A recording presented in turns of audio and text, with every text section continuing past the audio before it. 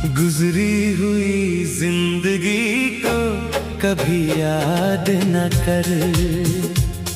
तकदीर में जो नहीं उसकी फरियाद न कर। जो होना होगा वो होकर ही रहेगा। तू कल की फिक्र में आज की हंसी बर्बाद मत कर।